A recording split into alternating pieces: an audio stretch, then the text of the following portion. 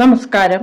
ഇന്ന് നമ്മൾ നോക്കാൻ പോകുന്നത് നിങ്ങളുടെ വർക്ക്, ഫാമിലി, ലവ് ഇതിനെക്കുറിച്ച് എന്ത് ഗൈഡൻസ് ആണ് യൂണിവേഴ്സ് തരാൻ പോകുന്നത് എന്ന് നോക്കാം.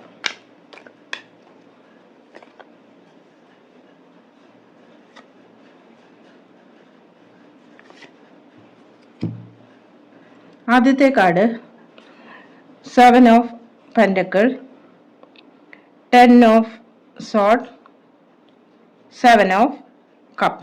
ഈ 3 കാർഡുകളാണ് വന്നിരിക്കുന്നത്. ഇവിടെ 7 ഓഫ് പെന്റക്കിൾ എന്ന കാർഡ് പറയുന്നത് നിങ്ങൾ ചില നീക്കങ്ങളുടെ മുന്നോട്ടുള്ളതിനെക്കുറിച്ച് ചിന്തിച്ചു കൊണ്ടിരിക്കുന്ന ഒരു അവസ്ഥയാണ് കാണുന്നത്. നിങ്ങളുടെ അധ്വാനത്തിന്റെ ബലം അത് കിട്ടുവാൻ വേണ്ടി കാത്തിരിക്കുന്ന അവസ്ഥയും കാണാം. വർക്കിൽ നിങ്ങൾ ചെയ്ത പ്രവർത്തികളുടെ ബലം ഇപ്പോഴും നിങ്ങൾക്ക് വളരെ കുറവാണ് അനുഭവിക്കുന്നതായി കാണുന്നത്. ഹാർഡ് വർക്കിനെ അനുസരിച്ചുള്ള പേയ്മെന്റ് നിങ്ങൾക്ക് കിട്ടുന്നില്ല എന്നതാണ് കാണിക്കുന്നത്. ഇവിടെ ഫാമിലിയിൽ 10 ഓഫ് സ്വാർഡ് എന്ന കാർഡാണ് വന്നിരിക്കുന്നത്. ഇവിടെ നിങ്ങൾ ചില കാര്യങ്ങളിൽ വേദനാജനകമായ നഷ്ടം അനുഭവിച്ചതായി കാണുന്നു.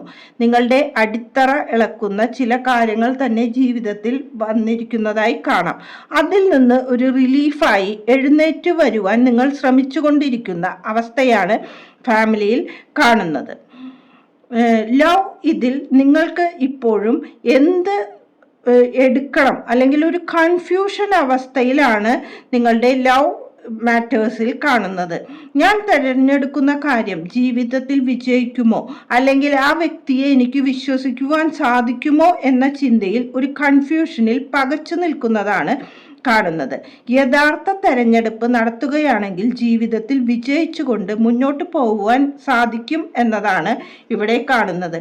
ഇവിടെ 2 കാർഡുകളിലും 7 എന്ന കാർഡാണ് നമ്പറാണ് വന്നിരിക്കുന്നത്. ഇവിടെ 7 എന്നത് പറയുന്നത് നിങ്ങൾക്ക് ചില കാര്യത്തിൽ എക്സ്പാൻഷൻ, വിപുലീകരണം ആവശ്യമാണ് എന്നതും, ഇവിടെ 10 എന്നത് ഒരു ട്രാൻസിഷൻ, ഒരു പരിവർത്തനത്തിന്റെ പാതയിലാണ് നിങ്ങൾ എന്നുമാണ് ഈ നമ്പേഴ്സുകൾ പറയുന്നത്. നന്ദി, നമസ്കാരം.